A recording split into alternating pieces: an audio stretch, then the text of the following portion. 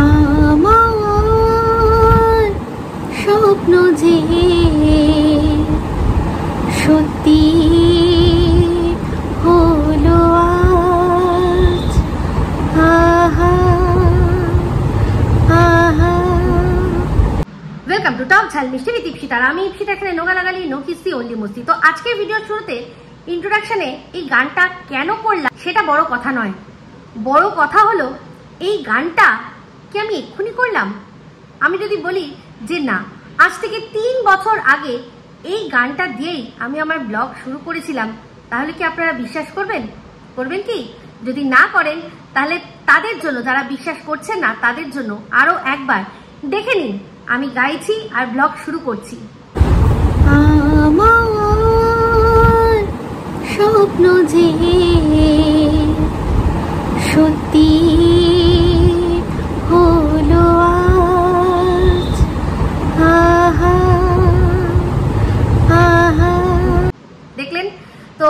এবার বলতে পারেন যে হঠাৎ করে 3 বছর পুরনো তুমি গান দিয়ে ব্লগ শুরু করেছিলে, এই কথাটা এখন কেন বলছো? আমি জানি যারা বোঝার তারা বুঝে গেছেন যে কেন হঠাৎ এই প্রসঙ্গটা টানলাম।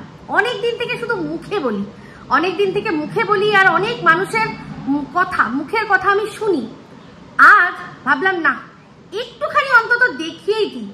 এই যে একটা মানে বারবার করে অ্যালিগেশন বলুন, বারবার করে আমাকে একটা কথা বলা হয়, অ্যালিগেশন বলবো কি যাই হোক, তারা তাদের মতো করে কিভাবে বলে আমি ঠিক জানি না, কিন্তু একটা কথা বলে যে আমি নাকি কাউকে দেখে, কাউকে কপি করে আমি ব্লগের মধ্যে গান দিয়ে শুরু করেছি। ব্লগ বলুন, ভিডিও বলুন, ভিডিওই বলছি, সে এখানকার ভিডিও হোক, আমার ব্লগ ভিডিও হোক, যেখানকারই হোক, মানে শুরুয়াতটা যে গান দিয়ে করতে হবে সেটা নাকি আমি কারুর কাছ থেকে দেখে শিখেছি। তো সেই কারুর কাছ থেকে, মানে সে কে, কোন ব্যক্তি, যাকে দেখে আমি শিখেছি সে আর কেউ নয়, ওয়াইটির দালাল, মানে যাকে সবাই ঘোড়া বলে চেনে। তো সেই ঘোড়ার ভিডিও দেখে নাকি সে ভিডিওতে গান দিয়ে শুরু করে, তাই জন্য আমিও নাকি গান দিয়ে শুরু করেছি। তাই জন্যই আজকে আপনাদের সামনে প্রমাণ জল জ্যান্ত তুলে ধরবো। আজ থেকে 3 বছর আগে বেশ কিছু ভিডিও বা ব্লগ আমি শুরুই করেছিলাম সেখানে গান দিয়ে। আজ থেকে 3 বছর আগে, সে সময় এই ঘোড়া কি করতো? কন্ট্রোভার্সি করতো কি? আমার কিন্তু তার আগেই প্রথম কন্ট্রোভার্সিয়াল ভিডিওগুলো চলে এসছে। সেই আগে পরে সে সময়কার বেশ কিছু আজকে ব্লগের শুরুয়াত আপনাদের জন্য নিয়ে এসেছি। আর হঠাৎ আজকেই এখন কেন মনে হলো? কারণ এই যে পাশের দেশ থেকে স্লেভ হার্ট, সে দেখলাম আমাকে নিয়ে একটা ভিডিও করেছে। অ্যাকচুয়ালি এখন বেশিরভাগ মানুষেরই কিন্তু কন্টেন্ট আমি, সে আমার মানে পাস্ট হোক, প্রেজেন্ট হোক, ফিউচার, সমস্ত কিছু নিয়েই, সবকিছু ঘিরেই কার না আমার। তো অবশ্যই তার হতে পারে 22,000-এর একটা চ্যানেল ছিল, কিন্তু সেটা তো ছিল। এখন তার যে চ্যানেলটা, সেই চ্যানেলটার মোকাবিলায় অবশ্যই আমার চ্যানেল অনেকটাই এগিয়ে রয়েছে। তো সেক্ষেত্রে আমাকে নিয়ে ভিডিও করলে অবশ্যই তার তো মানে ভালোই হবে, তাই না? যে যুক্তিটা আর কি বলেছিল, তারই এই আমাদের দেশের দিদি, মজুমদার দিদি যেভাবে বলেছিল যে আমাকে দিদিভাই বারণ করেছে যে আমার এত বড় চ্যানেল, ওর মাত্র 15,000-এর চ্যানেল, ওকে নিয়ে তুমি ভিডিও করো না। তো সেই যুক্তিতে তো স্লেভ আমাকে নিয়ে ভিডিও করলে ঠিকই আছে, কিন্তু ঠিক আছে বলে যা খুশি বলবে সেটা তো চলতে দেওয়া যেতে পারে না। তো ভিডিওটা শুনলাম, ভিডিওর মধ্যে প্রথমেই হচ্ছে গিয়ে বডি শেমিং। বডি শেমিং মানে কি? ঢেপসি, পেপসি। তো এটাও কিন্তু ওর নিজের বানানো নয়, এটা কিন্তু নিজে কষ্ট করে বানিয়েও বা করেনি। এই ঢেপসি খায় পেপসি, এই কথাটা প্রথমত একটা সোনু তুমি আমাকে ভালোবাসো না, সোনুর মা হলো ঢেপসি, ঢেপসি ঢেপসি খায় শুধু পেপসি, পেপসি, এটার মধ্যেই ছিল। আর দ্বিতীয়ত খুব মানে রিসেন্ট পাস্টে এই জিনিসটা ব্যবহার করেছিল চঞ্জয়, চশমার দোকানের চঞ্জয় ব্যবহার করেছিল আমাকে বলে, ওই ঢেপসি খায় শুধু পেপসি, ওই অংশটা দিয়ে নিচে বলদার লিখে ও একটা ভিডিও দিয়েছিল। তো সেটাই হয়তো ওর মাথায় ছিল, তো জাস্ট কপি পেস্ট করে দিয়ে দিয়েছে। বা দেখুন, ওকে তো সবাই পাঠায়, সিআইডি বাহিনীর কেউ একজন হয়তো পাঠিয়েছে যে তুমি ঢেপসি খায় পেপসি এটা ব্যবহার করে নাও, এটা কপি পেস্ট করে নাও, তোমাকে খাটতে হবে না। এ তো যত কম খেটে ভিডিও করতে পারে ততই এর মঙ্গল, তাই দেখে মনে হয়। সেই জন্য তাকে যে যা বলে কোনো রকম ভাবে কোনো তার ওর মানে নিজের তরফে নিজের লেভেলে গিয়ে সেটার কোনো ইনভেস্টিগেশন না করে কেউ যেটা বলেছে, যে বলেছে, যা বলেছে, সেটাকে তার যদি মনে হয় যে হ্যাঁ এটা বললে এখন আমার ভিডিওতে ভিউজ হবে, সে সেটাই বলে দেয়। তাই জন্য কোনো কিছু ছানবিন করার তার প্রয়োজন নেই। সেই জন্যই আজকে ভিডিওর এই প্রথমে আপনাদেরকে এই যে গানের অংশটুকু শোনালাম আর তারপরে দেখিয়ে দিলাম, আরো বেশ কয়েকটা রয়েছে। তো সবার আগে একে একটুখানি দেখিয়ে দিই যে যার কথাও বলছে যে আমি তাকে দেখে শুরু করেছি গান দিয়ে ব্লগ, সে দেখে নি যে আমি যখন গান দিয়ে ব্লগ শুরু করেছি সে তখন কোথায় ছিল, তাকে একটু জিজ্ঞাসা করে নি। আমি এখন আপাতত কয়েকটা আপনাদের সাথে শেয়ার করছি। সুখী ভাবনা কাহারে বলে, সুখী যাতনা কাহারে বলে, কাঠেরই ঝাড়বাতি নিভে সময় হলে, প্রেম কি মনের আলো জ্বালায় শুধু জলে, প্রদীপের শিখায় পুড়ে মরুক প্রজাপতি, আমারও পরাণে আসি তুমি যে বাজাবে বাঁশি। এই গানটা খুব প্রিয় মহানায়ক উত্তম কুমারের প্রয়াণ দিবস। তো কি জানি আজ কেন মন দুরাকাশ ছুতে চায়, কি জানি আজ কেন মন দুরাকাশ ছুতে চায়, শুধু দু পায়ে কিসের বাধা যেন থমকে দাঁড়ায়। वो दिन मेरी निगाहों में, वो रातें मेरी यादों में, ये दिल अब तक भटकता है तेरी उल्फत की राहों में, या तोरे आवन की प्यार। हर करम अपना करेंगे, हर करम अपना करेंगे, ऐ वतन तेरे लिए दिल दिया है जान भी देंगे, ऐ वतन तेरे लिए। फूलों का तारों का सबका कहना है, 1000 में मेरी बहना है, सारी उम्र हमें संग रहना है। হ্যালো নমস্কার আদাব and welcome to my channel. আজকে বৃষ্টি ভেজা দিনে ল্যাব খেতে খেতে ছোট্ট একটা ভিডিও আপনাদের সাথে শেয়ার করব। আর নয় নিষ্ফল ক্রন্দন, শুধু নিজের স্বার্থের বন্ধন, খুলে দাও জানালা আসুক সারা বিশ্বে বেদনার স্পন্দন, ধরণীর ধুলি হোক চন্দন, টিকা তার মাথে আজ পরে নাও পরে নাও পরে নাও। কোন সকাল রাতে চেয়েও অন্ধকার, ও কি সূর্য নাকি স্বপনে চিতা, ও কি পাখির কুজন নাকি হাহাকার। আমি যে ক্লান্ত আজি শক্তি উধাও, কি হবে আর মিছি মিছি বেবে মিছে নাও।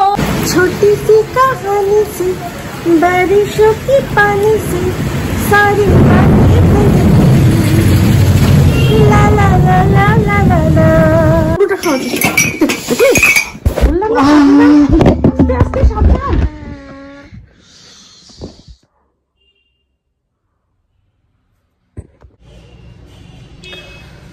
मुबारक तुम्हें कि तुम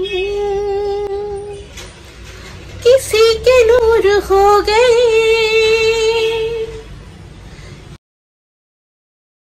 আমাদের এই কালীঘাটের আপনজন যেটা আমাদের নাকতলার ব্রাঞ্চ, চোখে নামে বৃষ্টি বুকে ওঠে ঝড় যে। বিরিয়ানি সব প্রচুর আরো আছে। আমি যেটুকু পেরেছি খুঁজে খুঁজে কোন কোনগুলোতে ব্যবহার করেছি আমার তো মনে নেই, কিন্তু একটা সময় এরকম ছিল আমি বেশিরভাগ ব্লগই শুরু করতাম গান দিয়ে, বেশিরভাগ ব্লগ আমি শুরু করতাম। তখন কন্ট্রোভার্সি অলরেডি একটা দুটো ভিডিও করেছি, করে আমি স্টপও করে দিয়েছি। সেই সময় আমি গান দিয়েই শুরু করতাম। তো সে সময় অবশ্যই নিশ্চয়ই আমাকে দেখেছে বা কিছু করেছে, আমি জানি না সে কোথা থেকে করেছে আমি বলতে পারবো না, কিন্তু আমি যে তাকে দেখে কপি পেস্ট করিনি সেটারই প্রমাণ আজকে আপনাদের দিলাম। ঠিক আছে, তো দেখুন এই যে ভুলভাল কথা বলে, এর জন্য এর সাথে কি করা উচিত। अबे रुक, क्या कर रहा है? अबे लगता है अबे लग रहा है, छोड़, अबे क्या बोलते हैं उनको?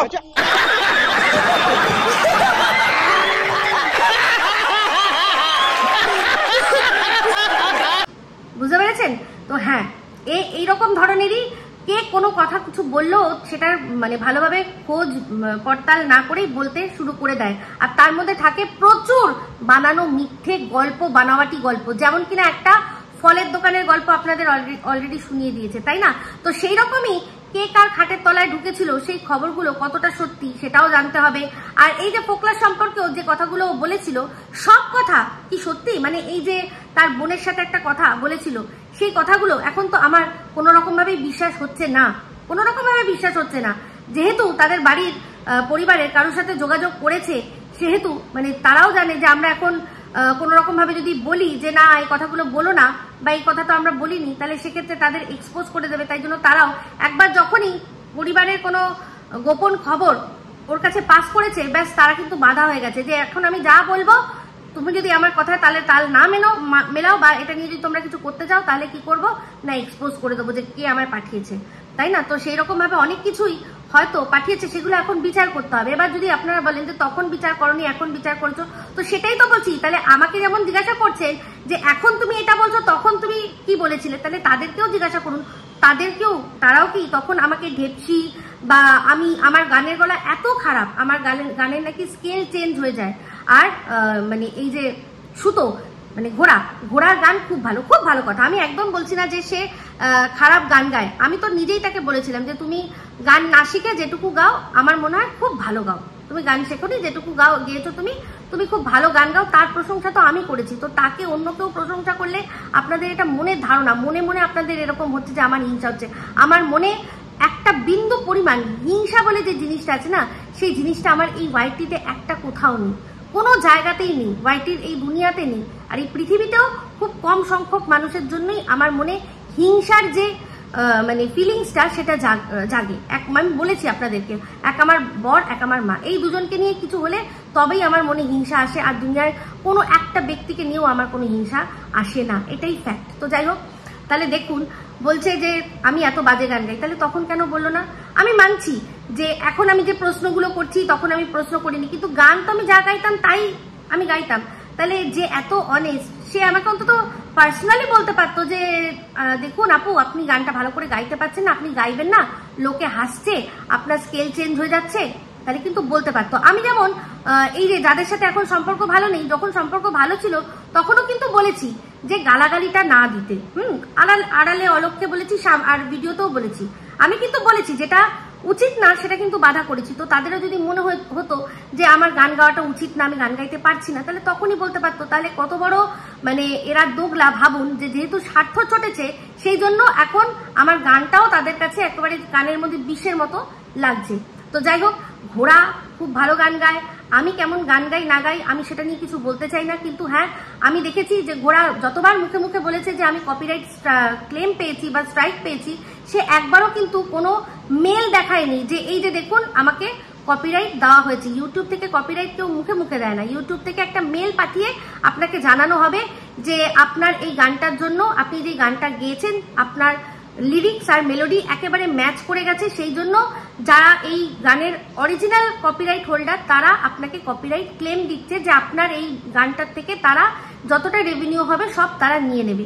এরকম করে কিন্তু একটা মেল থাকে, যেরকম কিনা আমি যখনই যে গান গেয়েছি আর তাতে আমি কপিরাইট ক্লেম পেয়েছি, সবই ক্লেম পাওয়া যায়, স্ট্রাইক খুব একটা পাওয়া যায় না, তো ক্লেম পেয়েছি আমি কিন্তু প্রত্যেকবার তার যে মেলগুলো সেই মেলগুলো কিন্তু আপনাদের দেখিয়েছি। তারপর এমনকি মেলের সাথে তারা একটা অপশনও দেয় যে এটাকে আপনি কেটে বাদ দিয়ে দিন। তো সেই অংশটাও কিন্তু বোঝা যায়।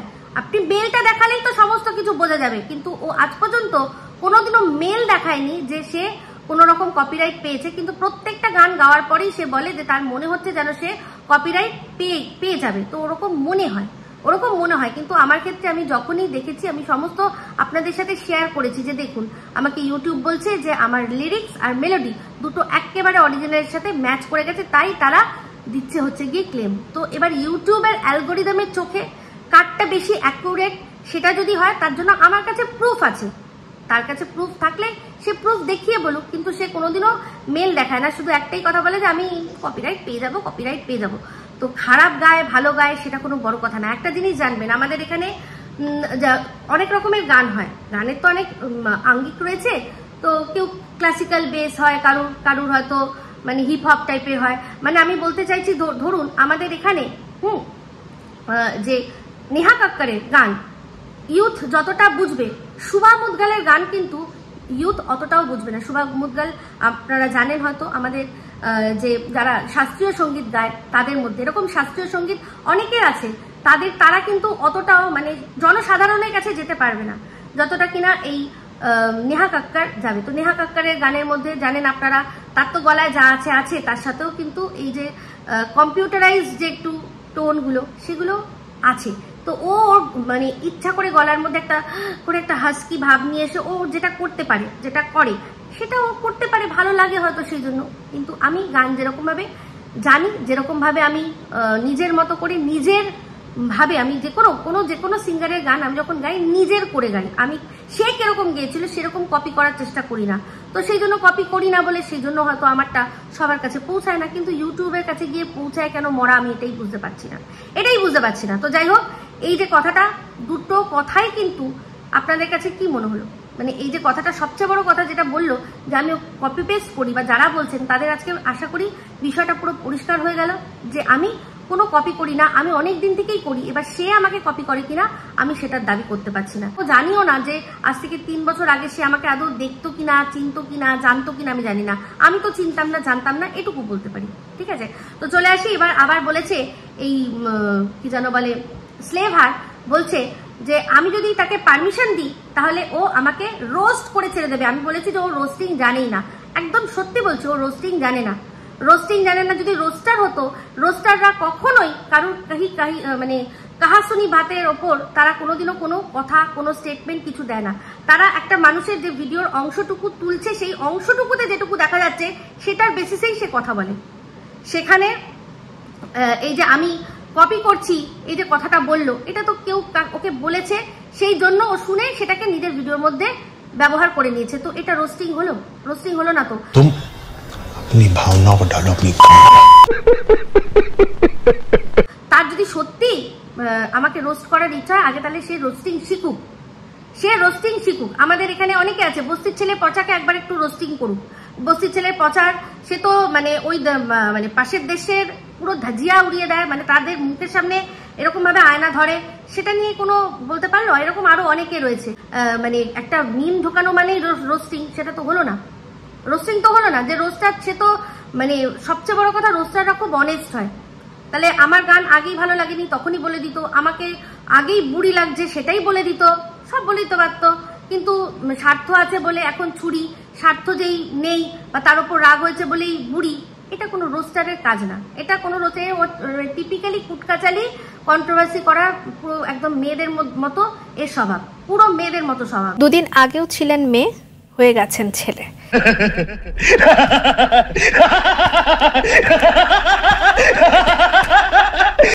সেই জন্য তো, তাই জন্য আমি একে কোনো রকম ভাবে কোনো পারমিশন দিলাম না। बेटा तुमसे ना हो पाएगा, हमें तुम्हारे लक्षण बिल्कुल ठीक नहीं लग रहा है, तुमसे ना हो पाएगा।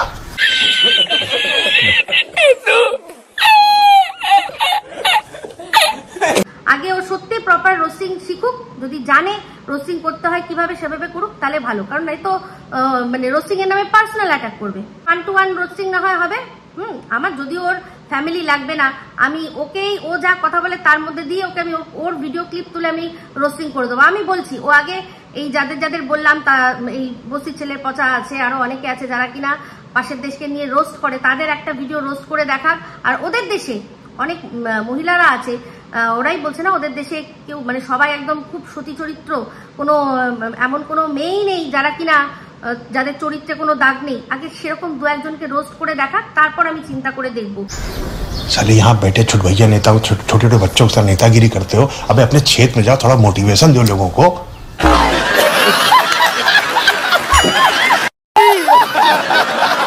ওরকম ভাবে কখনো কথা বলে না, কে কি বললো সেটাকে বাহিনী নিয়ে চলে না। রোস্টাররা নিজেরা কোনো মানুষের ভিডিও দেখে, সেই ভিডিওর ভেতর থেকে হিউমার খুঁজে বার করে সেটা নিয়ে রোস্ট করে, না পার্সোনাল তার কি আছে না আছে পার্সোনাল গল্প বলে, সে কোথায় গেছিল কোথায় গেছিল একদম বলেই না। রোস্টারের কথায় কাজই হচ্ছে কোনো ভিডিওটা তুলবে, সেই অংশটুকু যা যা দেখছে সেটাকে নিয়ে তাদের মতো করে কথা বলে। আগেও রোস্টারের মানুষ শিখুক, আগে রোস্টিং কাকে বলে চিনুক জানুক, তারপর গিয়ে নিজেকে রোস্টার বলবে। আর রোস্টিং করার সে পারমিশন চাইবে, পারমিশন লাগে না রোস্টিং এর। রোস্টিং হচ্ছে গিয়ে ফেয়ার ইউজ করলে মানুষের রোস্টিং এর পারমিশন লাগে না, কিন্তু এ তো পারে না, এ তো হচ্ছে গিয়ে অন্যের কথা শুনাই বাতের ওপর কথা বলবে। তাই যদি আমার ভিডিও ক্লিপ ব্যবহার করে বলে যে আমি ওর কাছ থেকে কপি করেছি আর ওরটাও দিয়ে বলে যে কপি করেছি, তো রোস্টিং হলো না, এটা তো ভুল তথ্য প্রমাণ হলো, মানুষের কাছে ভুল তথ্য পরিবেশিত হলো।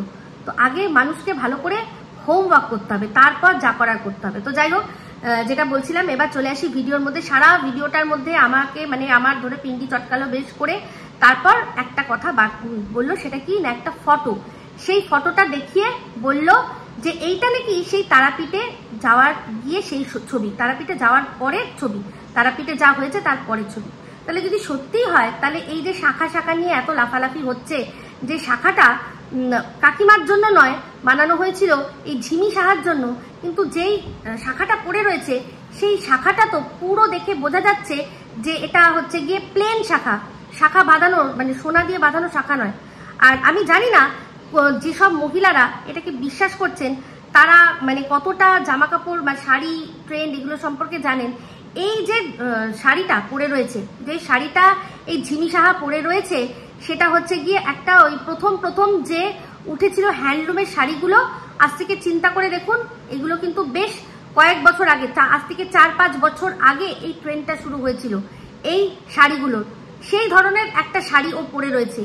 এইটা আমি দেখে যা মনে হলো, পুরো এটা হচ্ছে গিয়ে ওই যে সোনু বলেছিল না যে আমার হাতে সেন্দুর পরে ও কি করেছে, সেন্দুর পরে এন্দুর হয়ে গেছে, তো সেই সেন্দুর পরা অবস্থাতেই এটা ছবি, এটা ওই মানে হনু সোনার আর কি হাতের সেন্দুর পরা ছবি, যেটা কিনা সেন্দুরটা কেটে দিয়েছে, ক্রপ করে দিয়েছে। এ বললো যে সেটা নাকি ভাই ক্রপ করে দিয়েছে, আর ভাই নাকি এগুলো অনেককে পাঠিয়েছে।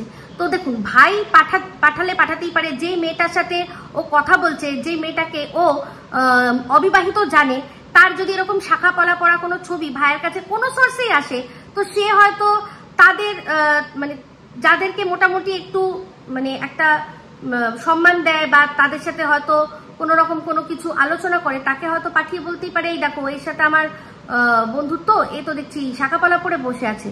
তো এখানে ব্যাপারটা হয়তো ঘটনাটা এক, আর আমাদের মোল্ড করে শোনানো হচ্ছে এক। এই ঠিক যেরকম ফলের দোকানের ঘটনাটা, এরকম এখন এরা বিভিন্ন রকমের গল্প তৈরি করছে। আপনারা ভালো করে যারা শাড়ি সম্পর্কে জানেন, মোটামুটি অনেকেই আছেন এখন শাড়ির বিজনেস করছেন, তারা দেখবেন যে এই যে শাড়িটা, এই শাড়ির ট্রেন্ডটা সেই সময় উঠেছিল, সেটা খুব কম হলেও আজ থেকে 5 বছর আগে তো হবেই, 5 বছর আগে হবে, হ্যাঁ তারও বেশি হবে হয়তো, যে সময় মানে লকডাউন হয়নি সেই সময়ের আগের থেকে এই ধরনের শাড়ি তখন মানে ছেয়ে গেছে, হ্যান্ডলুমের শাড়ি ছেয়ে গেছে, সবাই মানে প্রত্যেকে প্রায় এই ধরনের শাড়ি, এই ধরনের ওই জুটের টাইপের ইয়ে দিয়ে এগুলো সব পরছিল।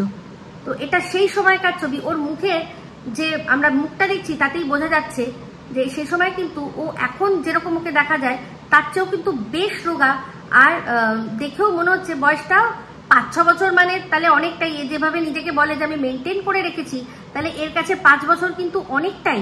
তো সেক্ষেত্রে ওর মুখটা অনেকটাই কিন্তু ছোট ছোট লাগছে, মানে অল্প বয়সী মনে হচ্ছে, তাই না? তো এটা পরিষ্কার আমি বুঝতেই পারছি যে এটা হচ্ছে গিয়ে যদি সত্যি তারাপীঠেরই ছবি হয়, তারাপীঠেরই সময়কার, তারপর যদি ছবি হয়, তাহলে এই যে যেভাবে সে ছবিটা তুলেছে, হয় সে নিজে তুলেছে বা যার কথা বলছে যে তারাপীঠে গিয়ে ঘটনা ঘটেছে, তো সে হয়তো তুলবে, এই দুজনের মধ্যে কেউ তুলবে, তাই তো? তাহলে সেই ছবি ওর কাছে আসবে কি করে? এটাই তো পরিষ্কার বোঝা যাচ্ছে। সেই ছবি ওর কাছে আসবে কি করে? বলছে কোনো বিশিষ্ট ব্যক্তিকে ভাই পাঠিয়েছিল আর সেখান থেকে ওর কাছে এসছে। কি কথা, মানে কোনো যুক্তি আছে এর কথার?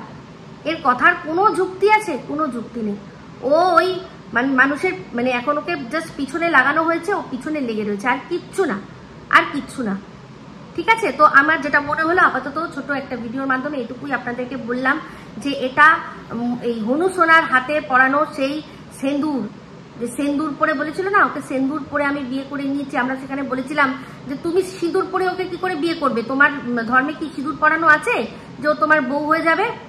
এবার মনের শান্তির জন্য তোমরা যা হোক যেটা করতেই পারো, কিন্তু মানে আসলে আদতে এই বিয়েটা কেউ মানবে? কেউ মানবে না। ও যদি যেরকম ভাবে ওদের বিয়ে হয় যে কালমা টালমা পড়িয়ে যদি করতো, বিয়ে করতো, তাহলে আমরা সেটাকে মানতে পারতাম যে চলো ওর হিন্দু ম্যারেজ অ্যাক্টে নয়, ওর স্পেশাল ম্যারেজ অ্যাক্টে বিয়ে হয়েছে। হিন্দু মুসলিম যেরকম বিয়ে হয় স্পেশাল ম্যারেজ অ্যাক্টে হয়েছে, কিন্তু ও তো সেটা করছে না। ও কি হিন্দু যে ওর সিঁদুর পড়ালেই বিয়ে হয়ে যাবে? সোনু কি হিন্দু? তাহলে এইখানে বোকা বোকা কথা দেখে বোঝা যাচ্ছে না? এই ছবি এই সোনুই পাঠিয়েছে, এটাকে এখন চেষ্টা করা হচ্ছে কোনোভাবে তারাপীঠের বলে চালিয়ে দেওয়ার আর মানুষের মাথায় এগুলো ফিট করার। কিন্তু আপনারা যারা, আমি বলবো যে এদেরকে এবার মানে অন্ধভাবে বিশ্বাস করা বন্ধ করে দিন, কারণ এরা প্রত্যেক সময় কিন্তু ঠকাচ্ছে। যে সময় দরকার ছিল এই সমস্ত কিছু সামনে আনার, সেই সময় আনেনি। সেই সময় ভেবেছে টাইম পাস করেছে। আরে ভাই, টাইম পাস করতে করতে কখন মানুষ সিরিয়াস হয়ে যায় কেউ বলতে পারে? তাহলে একটা ছোট বাচ্চা যারা আছে তার ক্ষেত্রে আরো বেশি করে এদের উচিত ছিল না যে সাবধান করার, যে না তুমি টাইম পাস এরকম ভাবে করো না, দেখে ঠিক লাগছে না। ওটা দেখতে তো তোমরা দেখতেই পাচ্ছ, চরিত্র না জানো। যে পেতনি পেতনি বলছো, যে ভীষণ বাজে দেখতে পেতনি, সে তো তখনও পেতনিই ছিল নিশ্চয়ই, তাই না? তাহলে যেরকম আমাকে বুড়ি তখন মানে দেখতে পাইনি, এখন দেখতে পাচ্ছে, তখন আমার গান ভালো লাগতো, এখন আমার গান ভালো লাগছে না, এখন ঘোড়ার গান ভালো লাগছে। এই সমস্তই হচ্ছে স্বার্থের খেলা, বুঝে নিন। আর আপনারা যারা বলেন যে আমি এদের নিয়ে ভিডিও করছি, না, আমি সন্দীপকে নিয়ে ভিডিও করছি, সেই জন্য এরা আসছেই মাঝখানে। যেমনটা কিনা সন্দীপ বলেছে রানাঘাট যেতে গেলে বাতকুল্লার ওপর দিয়ে তাহলে বীরনগর আর তাহেরপুর পড়বে, তেমনি আমারও ক্ষেত্রে আমি শুধুমাত্র এই দুজনকেই ধরছি। তো কারণ একজন হচ্ছে ওদের বাড়িতে গিয়ে বসে কাছের দিদি, আর একজন দূর থেকে কাছের ভাই, এই দুজনকে নিয়ে টানছে। আমি তো আর কারোর কথা বলছি না, কারণ এরাই সন্দীপকে নিয়ে সমানে বলে চলেছে, সমানে সন্দীপকে মানে প্রমাণ করতে চাইছে যে সন্দীপের সাথে নাকি ওই তারাপীঠে কি হয়েছে। আমি যেটা বলছি যে কোনো রকম কোনো প্রমাণ নেই, প্রমাণ ছাড়া বিশ্বাস করবো না, এদের কাছে প্রমাণও নেই, কিন্তু এরা দর্শকের মাথায় এটাকে ঢুকিয়ে দেবে। তাতে সন্দীপের চ্যানেলের ক্ষতি হচ্ছে, সন্দীপের বর্তমান নষ্ট হচ্ছে, ভবিষ্যৎ কি হবে? বর্তমান যদি না থাকে ভবিষ্যৎ থাকবে কি করে, তাই না? একটু চিন্তা করে দেখবেন। তো যাই হোক, এই বলেই ভিডিওটা এখানে এন্ড করছি। যদি ভালো লাগে তাহলে অবশ্যই লাইক শেয়ার কমেন্ট করতে ভুলবেন না। যারা চ্যানেলটা সাবস্ক্রাইব করেননি তারা সাবস্ক্রাইব করে নেবেন। সবাই ভালো থাকবেন, সুস্থ থাকবেন। আবার আসছি খুব শীঘ্র এক নতুন ভিডিও নিয়ে। সেটা signing off, love you all. দিদি ওদিকে কাজ সারছে, মোচাটা কিভাবে কাটবো একটু দেখিয়ে দিন না। হ্যাঁ, কপাল, এত বড় ধাড়ি মেয়ে হয়েছো, মোচা কাটতেও শেখনি। তোমার মামি একদিন তোমায় কি শিখিয়েছে তাহলে? আমি মোচা কাটতে পারি না পারি সেটা জানার জন্য তো ব্লগটা পুরো দেখতে হবে। হ্যালো, নমস্কার, আদাব and welcome to my channel. পুনশ্চ যারা রনকে খুব ভালোবাসেন তারা গিয়ে দেখবেন আমার বংমামি চ্যানেলে পুরনো ওল্ডেজ ভিডিওতে যাবেন, গিয়ে দেখবেন ওর ফার্স্ট জন্মদিন থেকে শুরু করে মোটামুটি অনেক ব্লগই কিন্তু আছে। প্রথম দিকে রেসিপিস আছে, আর তারপরে আস্তে আস্তে টুকটুক করে আমি ব্লগে কিরকম ভাবে সুইচ করেছি আপনারা দেখবেন। তো আমি কালকে খুঁজতে গিয়ে রনের অনেক ছোটবেলাকার, মানে এখন ছোটবেলাকার অনেক ছোট ছিল তখনকার যে আর কি গুলো দেখছিলাম, আমার কিন্তু খুব ভালো লাগছিল। যারা রনকে খুব ভালোবাসেন তারা গিয়ে দেখবেন, আশা করি ভালো লাগবে। ঠিক আছে, চলুন, টাটা।